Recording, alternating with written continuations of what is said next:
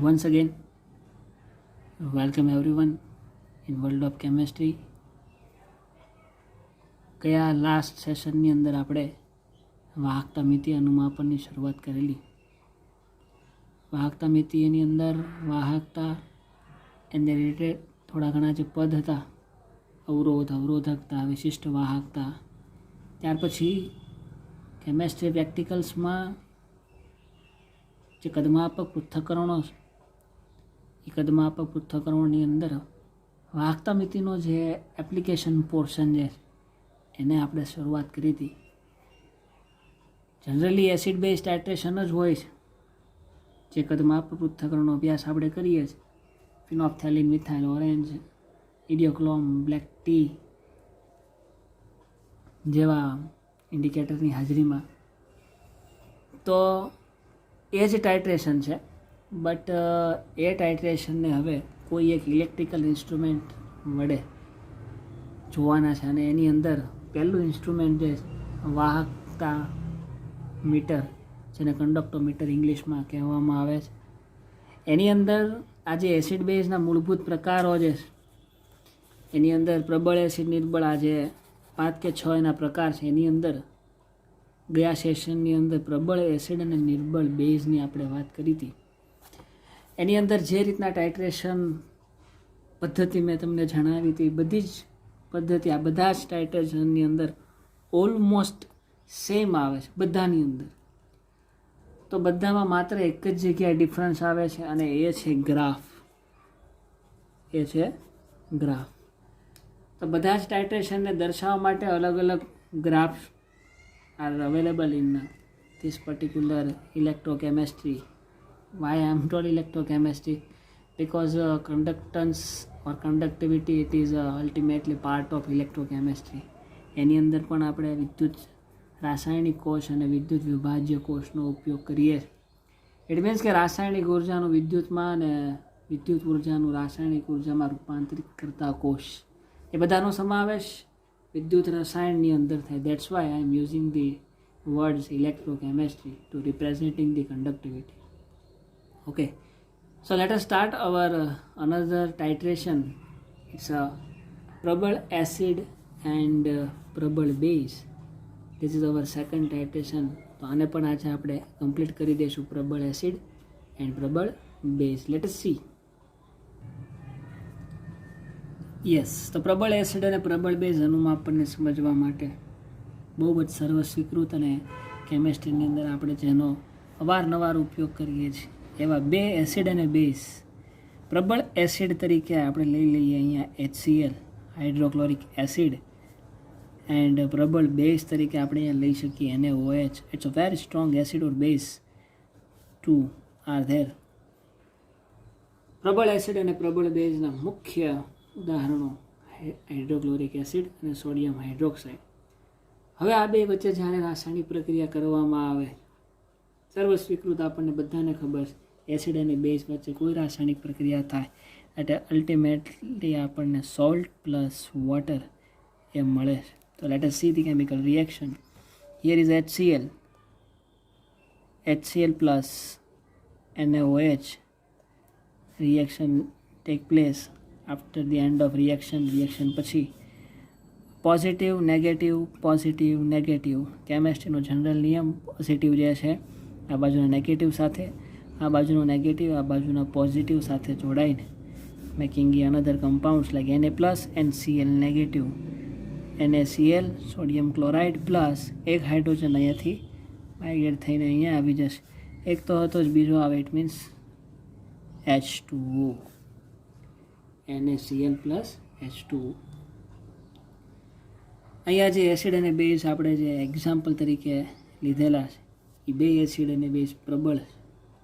આ પ્રબળ એસિડ અને બેઝ હોય તો પ્રબળ એસિડ અને બેઝની વ્યાખ્યા પ્રમાણે એ બેનું સંપૂર્ણપણે આયનીકરણ થતું હશે, અને 100% આયનીકરણ થતું હોવાથી આ એક આયોનિક પ્રક્રિયા પણ છે, એવું પણ કહી શકાય. સો આયોનિક પ્રક્રિયા કદાચ તમને બધાને ખ્યાલ જ હશે, એને રિપ્રેઝેન્ટ આપણે આ રીતે કરી શકીએ. જ્યારે આનું વિઘટન થશે, ઇટ મીન્સ કે આ આપણે કોઈ એક દ્રાવકની અંદર તો લીધેલા હશે, ઇટ મીન્સ કે આ સોલિડ છે, જ્યારે આ લિક્વિડ છે. એનું દ્રાવણ બનાવીને આપણે કોઈ કેમિકલ રિએક્શન કરતા હશું. ઇટ મીન્સ કે જે દ્રાવકની અંદર આનું દ્રાવણ બનાવ્યું હોય એ છે વોટર. પાણીની અંદર આપણે એનું દ્રાવણ બનાવીએ તો એની અંદર એ એક્વસ ફોર્મની અંદર આયનો સ્વરૂપે હોય. ઇટ મીન્સ કે HClમાંથી H પ્લસ એ જે છે એ એક્વસ સ્ટેટની અંદર હોય, પ્લસ Cl માઇનસ એ પણ એક્વસ સ્ટેટની અંદર હોય. એ જ રીતના અહીંયા સોડિયમ પ્લસ એ પણ એક્વસ સ્ટેટમાં, પ્લસ Cl નેગેટિવ એ પણ એક્વસ સ્ટેટની અંદર હોય.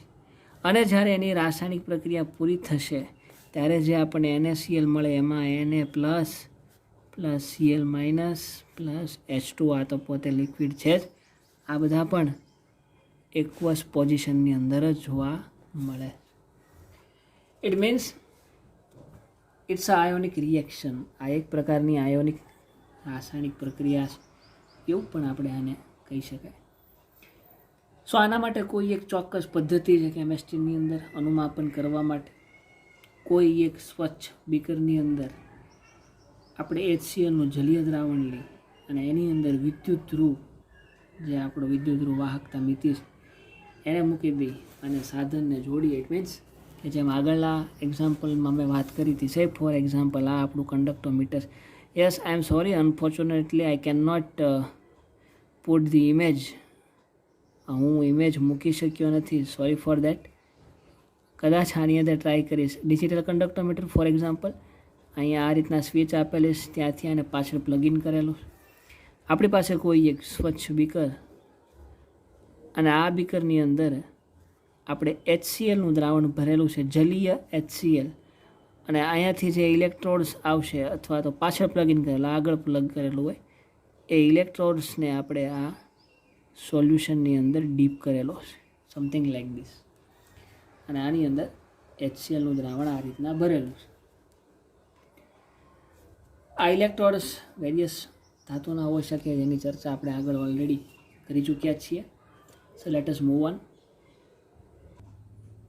અને વાહકતા જ્યારે માપવામાં આવે ત્યારે આપણને એવું જોવા મળે કે શરૂઆતની અંદર આ સોલ્યુશન જે લીધેલું છે એ સોલ્યુશનની અંદર H પ્લસ આયન જે એ H પ્લસ આયનની સાંદ્રતા વધારે હોવાથી આપણને વાહકતાનું મૂલ્ય લેમ્બડા H પ્લસ જે છે એ પ્રેક્ટિકલી લોકોએ સાબિત કરેલું છે 350 જેટલું મળે. અને જે Cl નેગેટિવ આયનો છે, Cl માઇનસ, એનું મૂલ્ય આપણને ઓલમોસ્ટ 76 જેટલું મળે છે. અને આને કારણે જ એની અંદર મેક્સિમમ જે કંડક્ટિવિટી છે એ આપણને ઓબ્ઝર્વ થાય છે. હવે જેમ આગળ મેં રચના કરી હતી એ જ રીતના અહીંયા બ્યુરેટ સ્ટેન્ડ ગોઠવેલું છે આ રીતના સમથિંગ. અને અહીંયા એક બ્યુરેટ જે છે એ લટકાડેલી છે 50 mlની. અહીંયા નોબ છે. As you all are do the practicals, ધીરે ધીરે ઉપરથી આની અંદર આપણે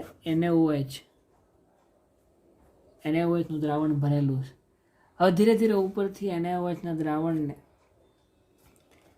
HClના જલીય દ્રાવણની અંદર ઉમેરવામાં આવે તો બેઝની સાંદ્રતા એસિડની સાંદ્રતા કરતાં 10 ગણી હોવી જોઈએ. આ વસ્તુ તમારે મગજમાં રાખવું જ્યારે આપણે NaOHની અંદર એડ કરીએ છીએ ત્યારે. તો હવે ધીરે ધીરે NaOH આ સોલ્યુશનની અંદર ડીપ થતો જાય તો આની અંદર આપણને જોવા મળશે Na પ્લસ અને OH માઇનસ એમ બે આયનો છે. તો સોડિયમ હાઇડ્રોક્સાઇડના જે હાઇડ્રોક્સાઇડ આયનો છે એ એસિડની અંદર રહેલા H પ્લસ આયન સાથે પ્રક્રિયા કરીને વોટર મોલેક્યુલ બનાવી દેશે, પાણી બનાવે છે. જેનાથી શું થાય, દ્રાવણની અંદર જે આપણે H પ્લસ લીધેલો છે એની સંખ્યા ધીરે ધીરે ઘટવા લાગશે. કારણ કે જેટલા H પ્લસ આની અંદર રિમૂવ થાય બધા જ OH સાથે જોડાઈને પાણીની અંદર કન્વર્ટ થાય. ઇટ મીન્સ કે H પ્લસ આયનોની સાંદ્રતા ઘટે. જો H પ્લસ આયનોની સાંદ્રતા ઘટે ઇટ મીન્સ કે H પ્લસના ઘટાડાની સાથે દ્રાવણની અંદર કોઈ એક પોઝિટિવ વીજભાર એટલે કે Na પ્લસ જે આમાંથી આપણને મળે છે એનો વધારો થવા લાગે છે. અને એની વાહકતા આપણને લેમ્બડા Na પ્લસ જે છે 50 આજુબાજુ મળે છે. પણ જે H પ્લસની સાંદ્રતા છે 350 અને સોડિયમની છે માત્ર ને માત્ર 50. તો જ્યાં Na પ્લસની વાહકતામાં વધારો થાય વાત સાચી, પણ H પ્લસ જે છે કે જેની 350 એની ઘટાડાની સાથે સોડિયમના માત્ર 50. અચ્છા, વાહકતા સર શું હશે? તો વાહકતાની જ વાત થાય છે. મો જે કાંઈ હોય ઓહમ ઇન્વર્સ તમે કહી શકો છો. તો સોડિયમની વાહકતામાં 50નો વધારો થતો હોય, પણ એની કુલ વાહકતા જે છે એની અંદર ડિફરન્સ કેટલો જોવા મળે? 350 અને 50. માત્ર ને માત્ર આ બે વચ્ચે 300 જેટલો જ તફાવત જોવા મળે છે. એનો મતલબ કે 300નો જ ઘટાડો થવા લાગે. તેમ દ્રાવણની અંદર ક્લોરિન માઇનસ આયનો જે છે એ એમના સોલ્યુશનની અંદર ફરતા રહે. એને કારણે એનું જે મૂલ્ય જે છે 76, એ મૂલ્યમાં કોઈ પણ ફેરફાર થતો નથી, કારણ કે કોઈ પણ સાથે રાસાયણિક પ્રક્રિયામાં ભાગ નહીં લે. પરિણામે આખું જે આ અનુમાપન થાય છે, આખી પ્રક્રિયા ધીરે ધીરે તમે ઉપરથી આને ઉમેરો છો, એમાંથી OH જે H+ સાથે જોડાઈને પાણી બનાવે છે. આખી સમગ્ર પ્રક્રિયા દરમિયાન જો વધુને વધુ NaOH આપણે આની અંદર ઉમેરતા જઈએ તો એની અંદર સતત કન્ટિન્યુઅસલી આપણને 300 ઓહમ ઇન્વર્સ અથવા મો જેટલી લેમ્બડામાં ઘટાડો થતો જોવા મળે. કોઈ એક ચોક્કસ માપે આપણે જનરલી 0.5 ઉપરથી એડ કરીએ છીએ. ના કોઈ એક પોઈન્ટ એવું હશે કે જ્યાં રાસાયણિક પ્રક્રિયા પૂરી થવાની કન્ડિશનમાં હશે, જેને આપણે તટસ્થીકરણ બિંદુ કહીએ છીએ. Why? Because it's a acid and base titration, જેને તટસ્થીકરણની પ્રક્રિયા કહેવાય. દેટ્સ વાય આપણે આવો શબ્દ વાપરી શકીએ. તો શરૂઆતની અંદર H+ની સાંદ્રતા જે છે આપણને વધારે જોવા મળતી હતી એકોર્ડિંગ ટુ એક્સપેરિમેન્ટ, જે વેલ્યુ આપણે જોઈ. હવે જ્યારે જેમ જેમ NaOH પ્રબળ બેઝ છે એની સાંદ્રતા લગભગ 10 ગણી વધારે રાખવામાં આવે છે, અને એને જ્યારે ઉપરથી ધીમે ધીમે એડ કરતા જઈએ ત્યારે દ્રાવણની અંદર H+ આયનોની સાંદ્રતા ઘટતી જાય છે. Due to the combination of hydroxyl ion with the hydrogen. Hydroxyl આયનો જે છે એ હાઇડ્રોજન સાથે જોડાઈને they can make a H2O water molecule બનાવે છે. That's why the concentration of H+ in particular solution be decrease, એ ઘટે. અને તટસ્થીકરણ બિંદુએ ઇટ મીન્સ કે જ્યારે પ્રક્રિયા પૂર્ણ થવાની છે, પ્રક્રિયા પૂર્ણ થવાની ઇટ મીન્સ કે આની અંદરથી સમગ્ર H+ આયનો જે છે એનું કોમ્બિનેશન OH સાથે થઈને એનું કોમ્બિનેશન પાણીની અંદર કન્વર્ટ થઈ ગયું છે. હવે સોલ્યુશનની અંદર માત્ર ને માત્ર ક્લોરિન આયનનો જ છે.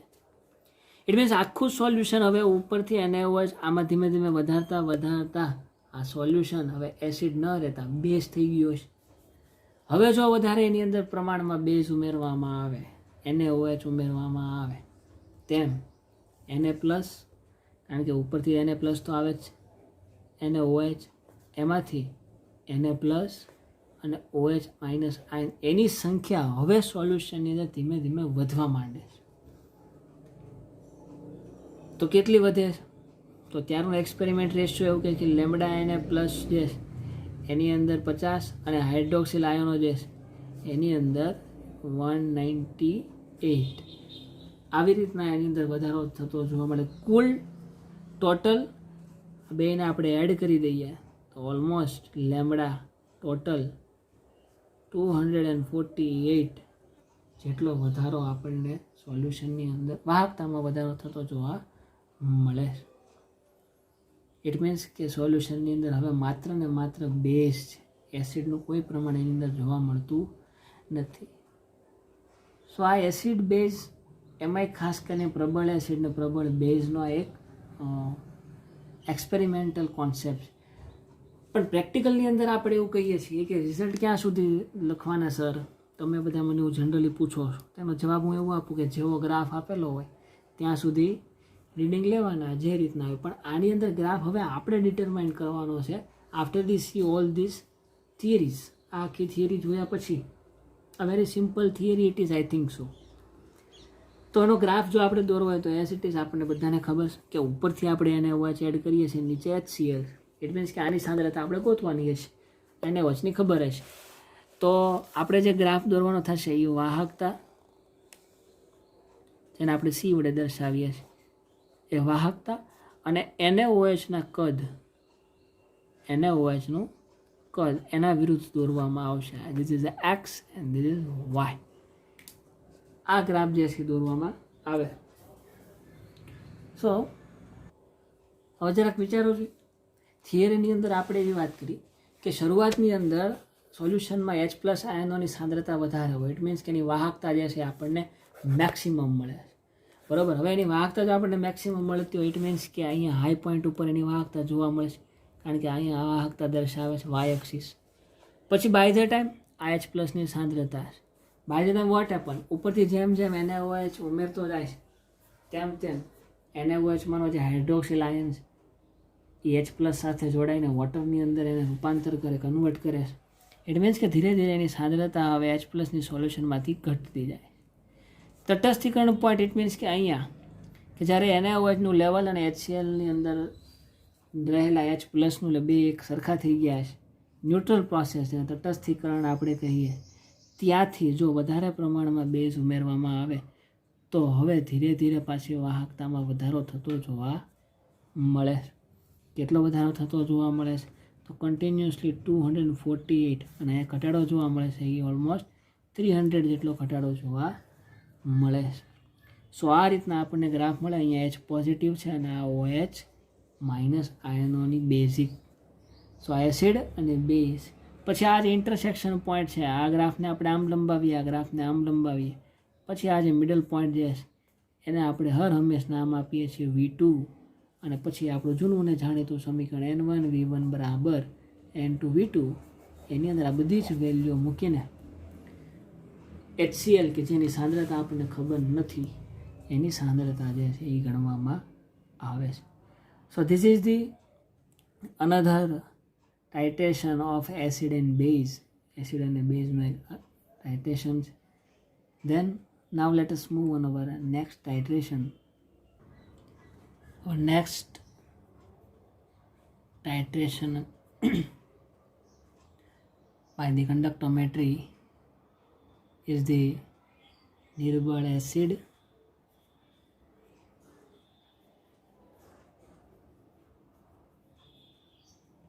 and Prabal base.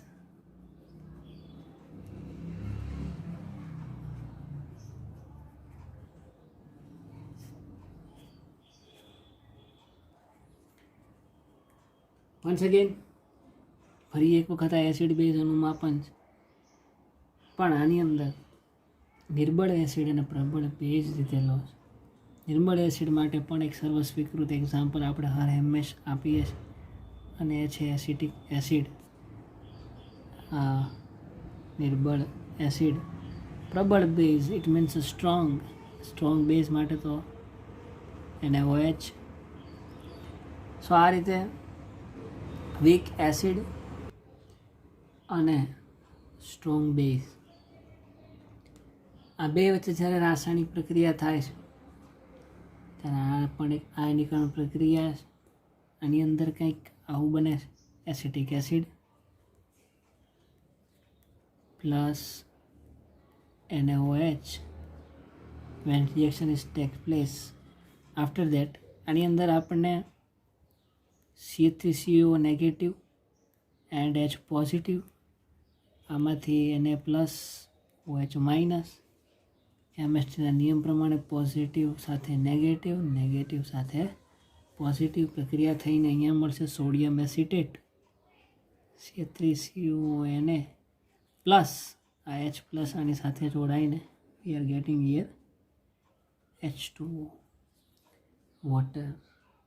આ રાસાયણિક પ્રક્રિયા જે છે એ થતી જોવા મળે છે. But as we all are know that acetic acid જે છે એ નિર્બળ એસિડ,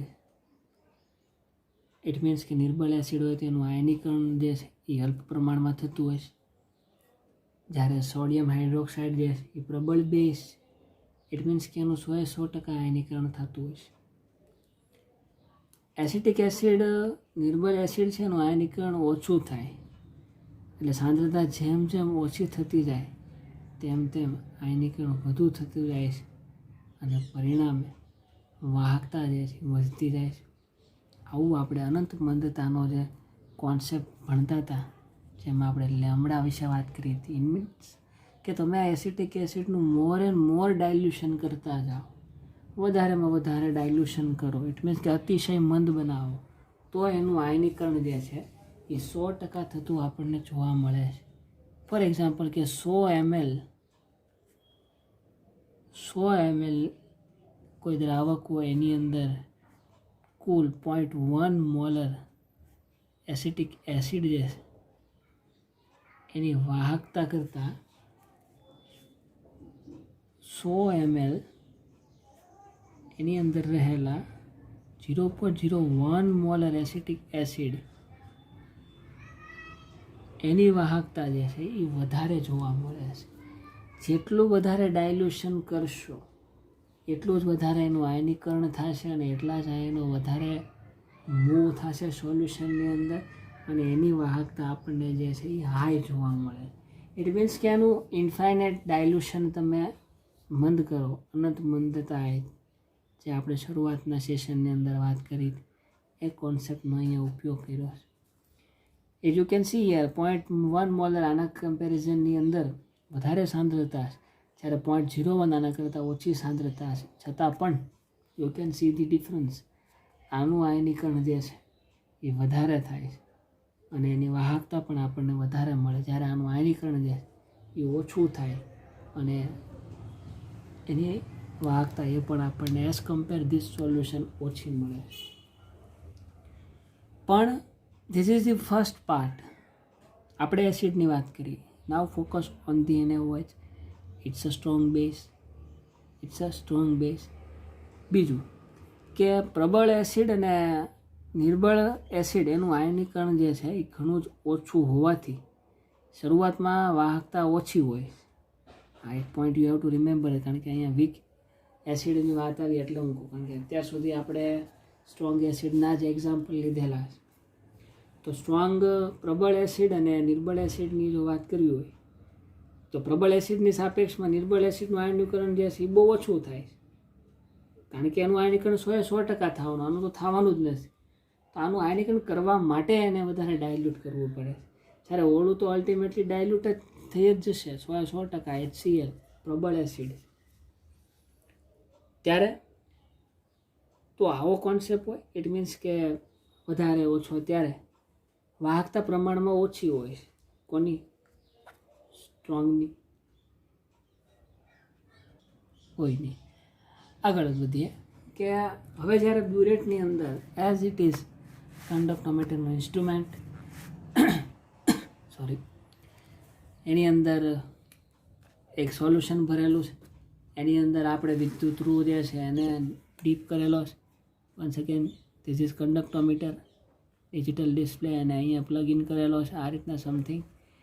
અહીંયા કોઈ એક સિસ્ટમ બીકર જેવી કે જેની અંદર ઇલેક્ટ્રોડ જે છે એને ડીપ કરેલો છે, એની અંદર કોઈ સોલ્યુશન ભરેલું, કોઈ નહીં પણ આપણા જે એસિડ બેઝના સોલ્યુશન ભરેલા છે. અને એવી કોઈ રચના કરવામાં આવે અહીંયા બ્યુરેટ સ્ટેન્ડની એવા કે જેમાંથી અહીંયા આપણે બ્યુરેટને જે છે એને લટકાડી શકીએ અને એમાંથી સોલ્યુશન જે છે ધીરે ધીરે આ આપેલા દ્રાવણની અંદર પડે. તો જેમ પ્રબળ એસિડ જે છે ઉપરથી ઉમેરતા જઈએ, પ્રબળ એસિડ આપણા કેસની અંદર છે સોડિયમ હાઇડ્રોક્સાઇડ. તો અહીંયા એસિટિક એસિડનું દ્રાવણ છે આપણી પાસે હિયર, અને બ્યુરેટની અંદર જે છે NaOHનું દ્રાવણ આપેલું છે. તો જેમ જેમ ઉપરથી નીચે, ઇટ મીન્સ કે બ્યુરેટની અંદરથી પ્રબળ બેઝ જે છે ઉમેરતા જઈએ તો તટસ્થીકરણની પ્રક્રિયા થઈને ક્ષાર અને પાણી બનવા લાગે, જે આપણને બધાને ખબર. હવે જ્યારે ક્ષાર અને પાણી બને છે ત્યારે દ્રાવણની અંદર H3O+, ઇટ મીન્સ કે ઇન શોર્ટ H+ આયન જે છે એ H+ આયનની સંખ્યા ઘટતી જાય છે અને વાહકતા પણ ઘટે છે. પણ પ્રક્રિયા આગળ વધતા જે ક્ષાર બને છે એ ક્ષારની હાજરીમાં એસિડનું આયનીકરણ જે છે એ ઘટતું જાય છે અને જેને કારણે H+ની સંખ્યા ઘટતી જાય છે. આ H+ એટલે ઇટ મીન્સ કે એસિડ જ છે ને, તેની સંખ્યા પણ ધીરે ધીરે શું થાય? ઘટતી જાય છે. અને એને સાપેક્ષમાં બ્યુરેટમાંથી જે NaOH આપણે આમાં ઉમેરીએ છીએ એ NaOHનો જે OH- આયન જે છે એની સંખ્યા ધીરે ધીરે સોલ્યુશનની અંદર વધતી રહે છે.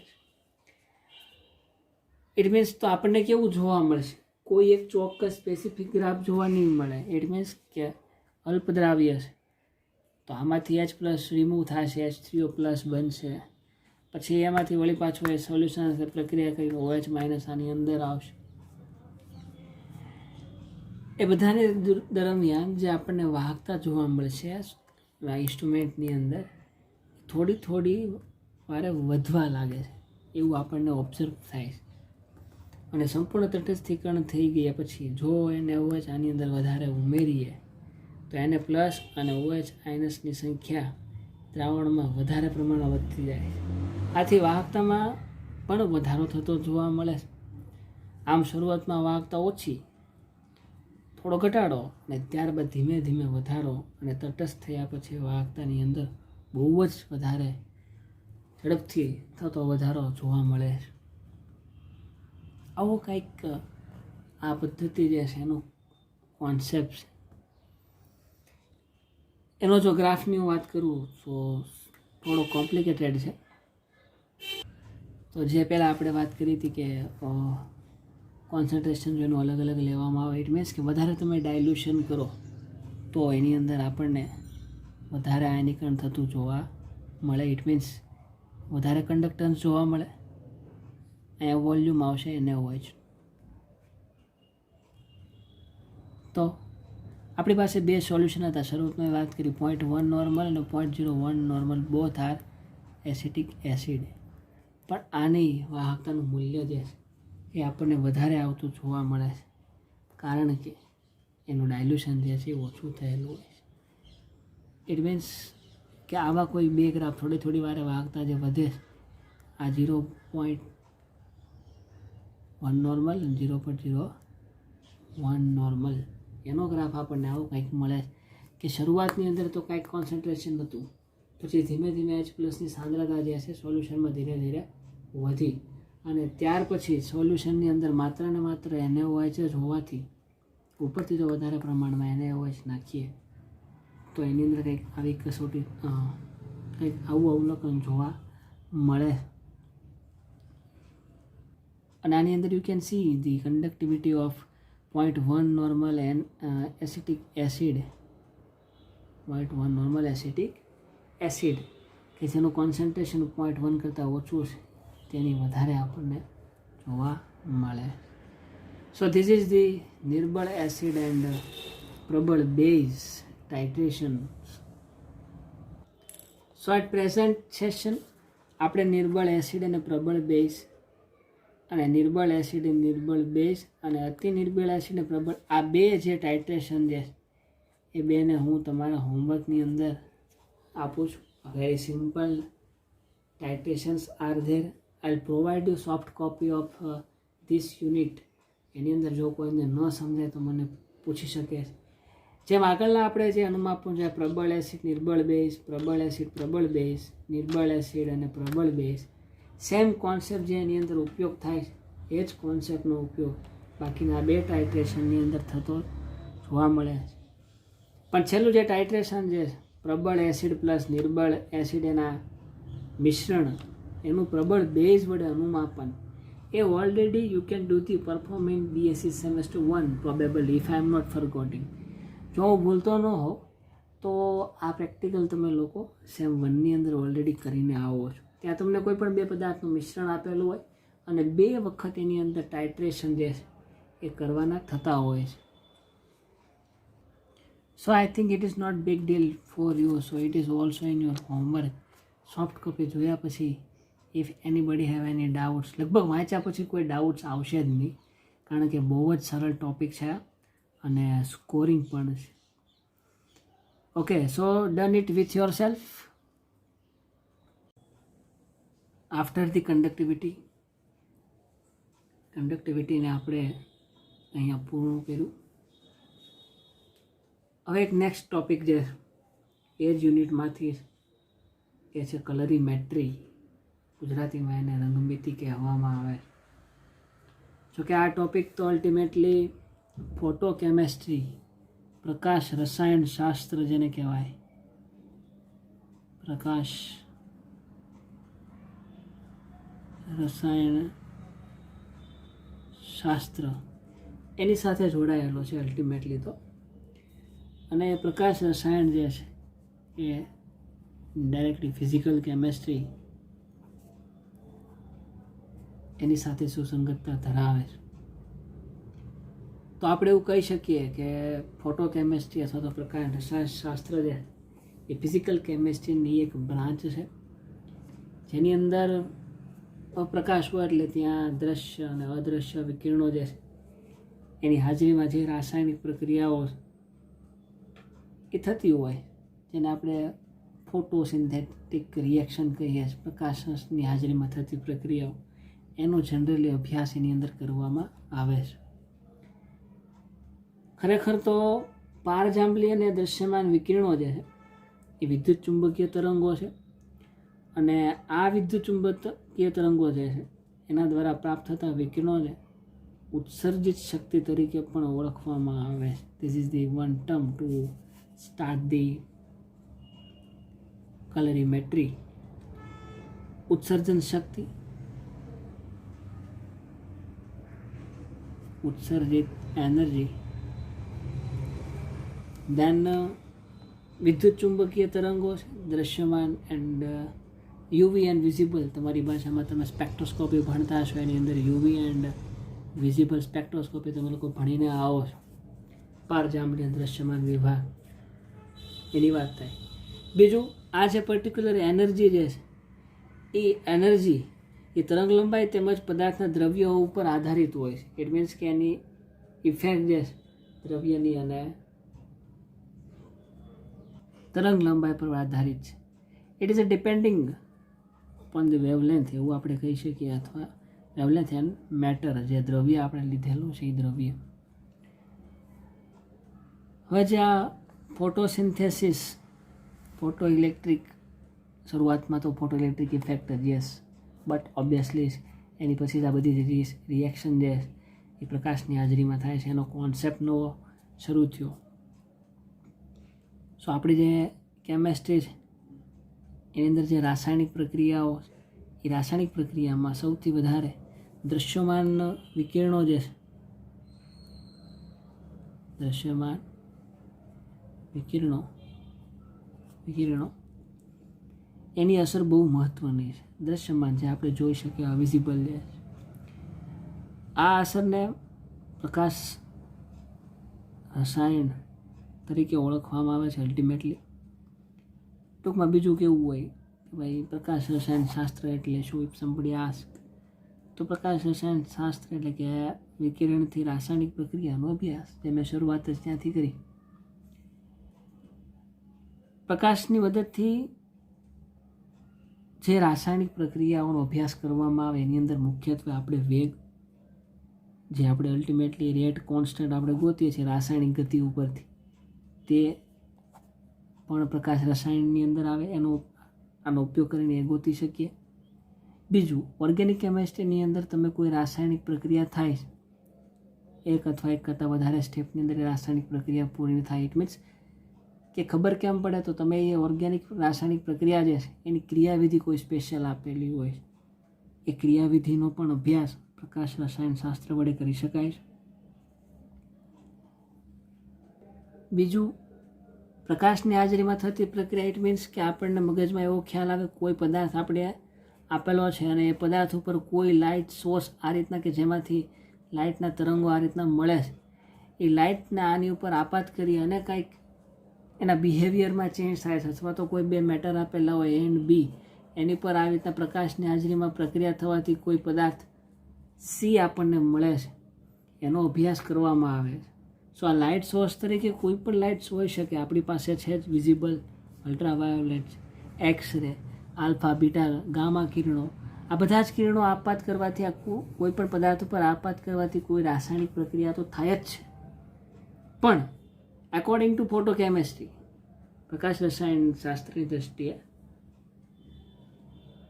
or stereochemistry too, yes, stereochemistry, I forgot the word maybe, okay, sorry for that. Stereo and photo I'll mix up, okay, please sort it out. Yes, so પ્રકાશ રસાયણની દ્રષ્ટિએ ઓલમોસ્ટ 200 to 800 નેનોમીટર આ તરંગ લંબાઈ ધરાવતી જે વેવલેન્થ ધરાવતા વિકિરણો છે એ જ બહુ જ ઉપયોગી છે. આ બધા વિકિરણોની મદદથી આપણે જે જનરલાઇઝ રાસાયણિક પ્રક્રિયાઓ આપણે ભણતા આવીએ છીએ. જળ વિભાજન છે, પછી કોઈ સંશ્લેષણ છે, સિન્થેટિક સંશ્લેષણ છે, બહુલીકરણ છે, ઓક્સિડેશન રિએક્શન છે, રિડક્શન રિએક્શન છે,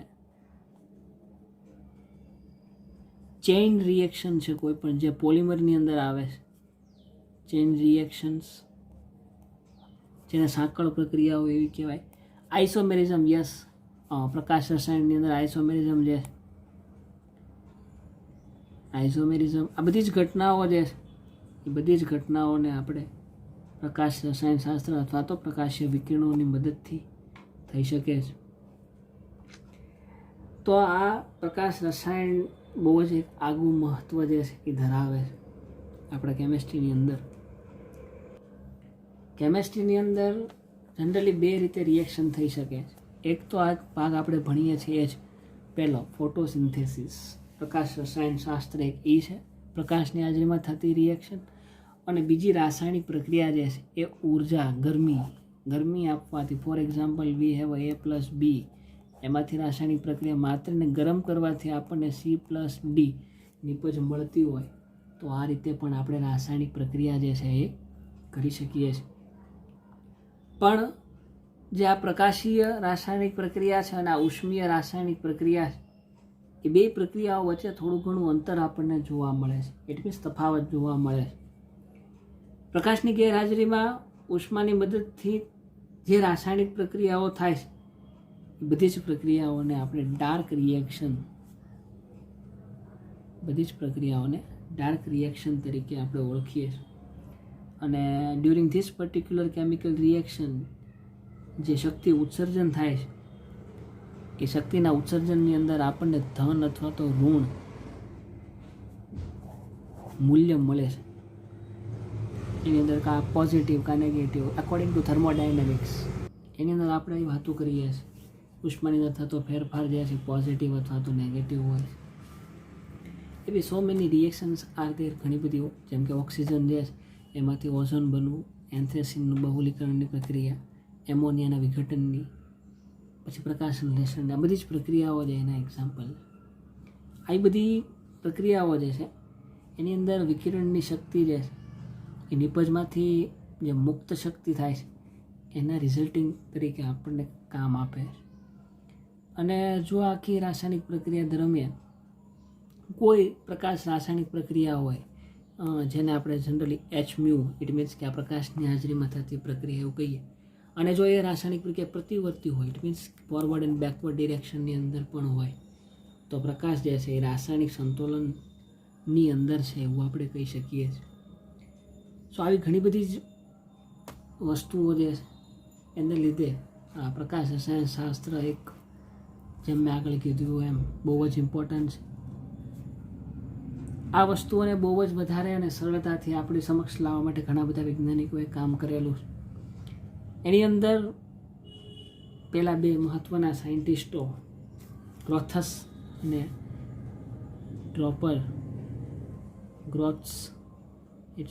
ગ્રોથ્સ એન્ડ ડ્રેપર, આ બે વૈજ્ઞાનિકોએ આવી પ્રકાશ રાસાયણિક ક્રિયાઓ, જે રાસાયણિક પ્રક્રિયા છે એના માટે ઘણો બધો મહત્ત્વનો ભાગ ભજવ્યો, ફાળો આપ્યો છે in short.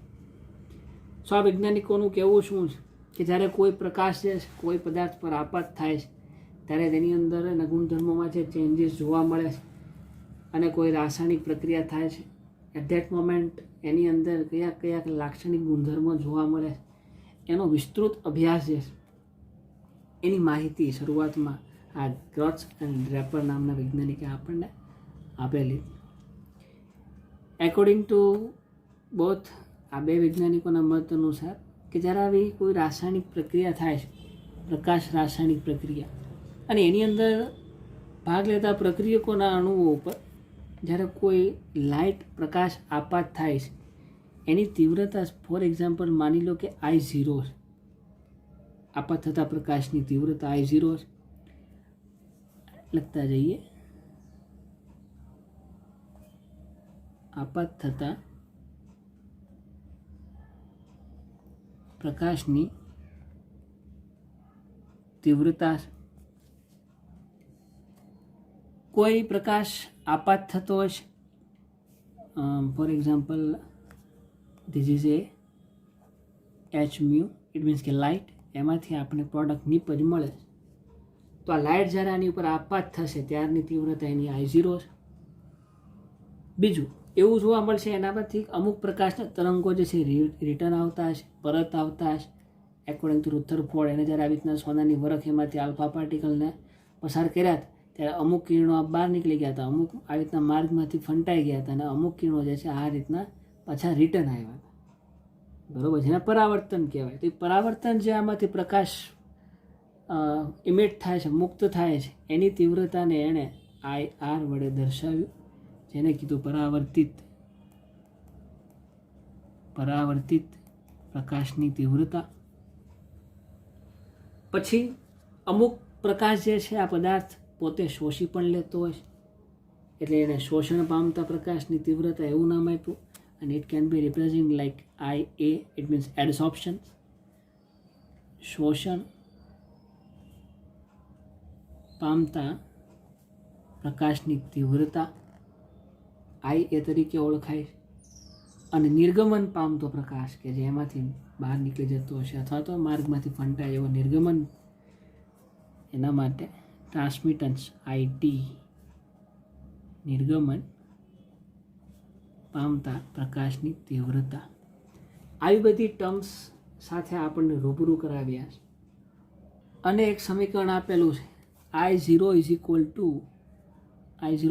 Two IR plus IA plus IT. It means કે આ સમીકરણ ઉપરથી આપણે એવું કહી શકીએ કે કોઈ પણ રાસાયણિક પ્રક્રિયામાં ભાગ લેતા પ્રક્રિયકના અણુ પર જ્યારે પ્રકાશને આપણે આપાત કરીએ છીએ ત્યારે એ આપાત થતા પ્રકાશની તીવ્રતા I0 જે છે એ પરાવર્તિત પ્રકાશની તીવ્રતા IR, શોષણ પામતા પ્રકાશની તીવ્રતા IA વત્તા નિર્ગમન પામતા પ્રકાશની તીવ્રતા IT ના સરવાળા બરાબર